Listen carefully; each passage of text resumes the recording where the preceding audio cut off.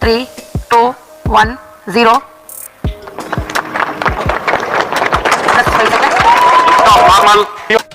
7 अगस्त को इसरो ने अपने ब्रांड न्यू रॉकेट SSLV यानी कि स्मॉल सैटेलाइट लॉन्च व्हीकल से 2 सैटेलाइट्स को लॉन्च किया। ये मिशन अनफॉर्चुनेटली अनसक्सेसफुल रहा, पर ये जो SSLV है ना, ये कॉस्ट में पूरे वर्ल्ड को कॉम्पीट कर सकता है, यानी कि सबसे कम पैसों में सैटेलाइट्स को उनकी ऑर्बिट तक पहुंचा सकता है। इस बार के लॉन्च में इसमें 2 सैटेलाइट थे, पहला EOS-2 अर्थ ऑब्जर्वेशन सैटेलाइट 2 और आजादी सेट। इस सैटेलाइट की खास बात ये थी कि इसे हमारे देश की 750 ग्रामीण क्षेत्र से आने वाली लड़कियों ने 75th इंडिपेंडेंस डे की एनिवर्सरी को सेलिब्रेट करने के लिए बनाया था। अगर आपने इसरो के लॉन्चेस देखे हैं तो आपको पता होगा कि इसरो लॉन्च के साथ ही टेलीमेट्री ग्राफ दिखाता है, जिसमें वो रॉकेट अपना डेटा भेजता है कि वो किस स्पीड पर ट्रेवल कर रहा है, उसकी लोकेशन क्या है, उसका एल्टीट्यूड क्या है, वो किस वेलोसिटी से जा रहा है, और भी कई सारे डेटा इसमें होते हैं। ये येलो लाइन देखिए, लॉन्च के बाद से ये ग्राफ लैग कर रहा था, बट इसके बाद भी सब कुछ नॉर्मल था। SSLV के तीनों स्टेज के बूस्टर बारी बारी सेपरेट हुए।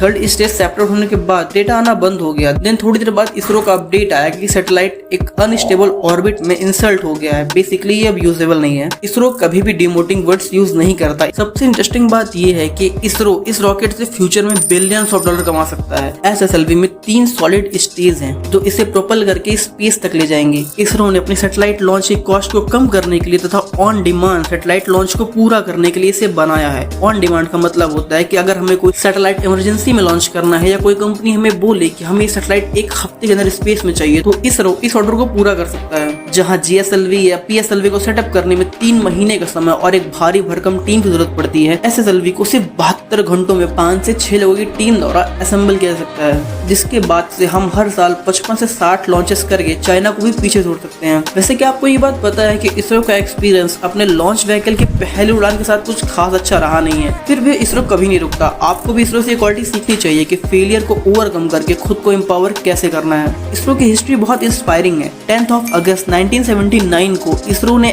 SLV-3 से अपना फर्स्ट एक्सपेरिमेंटल लॉन्च किया, जो कि अनसक्सेसफुल रहा। फिर 24 मार्च 1987 को ASLV को लॉन्च किया गया, ये भी अनसक्सेसफुल रहा। फिर 20 सितंबर 1993 को PSLV लॉन्च किया गया, ये भी अनसक्सेसफुल रहा। इसके बाद बारी आई GSLV Mk2D1 की। इसके तो पैड पर ही आग लग गई, यानी कि ये मिशन भी अनसक्सेसफुल रहा। GSLV Mach 3 अकेला रॉकेट है जो परफेक्ट रिकॉर्ड होल्ड करता है, पर इसकी फर्स्ट फ्लाइट सब ऑर्बिटल थी, यानी कि ये बस ऊपर गया और फिर से गिरा दिया गया। इसने कोई भी सैटेलाइट ऑर्बिट में प्लेस नहीं किया। बेसिकली इसरो ने आज तक फर्स्ट ट्राई में कोई भी ऑर्बिटल लॉन्च पूरा नहीं किया है। भले ही SLV अपने फर्स्ट अटेम्प्ट में फेल हुआ, पर जल्द ही ये विदेशी सैटेलाइट को उनके ऑर्बिट में प्लेस करने के लिए उड़ान भरता हुआ नजर आएगा। ये देखिए, इस साल के 4th क्वार्टर में इसकी नेक्स्ट उड़ान प्लान्ड है। इसरो हमारे देश की वो ऑर्गेनाइजेशन है जिसने विश्व में भारत का बहुत मान बढ़ाया है। आगे भी इसरो के कई इंपॉर्टेंट मिशन प्लान्ड है जो भारत के गौरव को और बढ़ाएंगे। तो अपना प्यार और विश्वास इसरो में बनाए रखिए। मैं मिलता हूँ आपसे नेक्स्ट वीडियो में, तब तक के लिए bye bye. The maiden flight of SSLV D1 just now completed. The SSLV's all stages performed as expected. The first stage performed and separated. The second stage performed and separated. The third stage also performed and separated.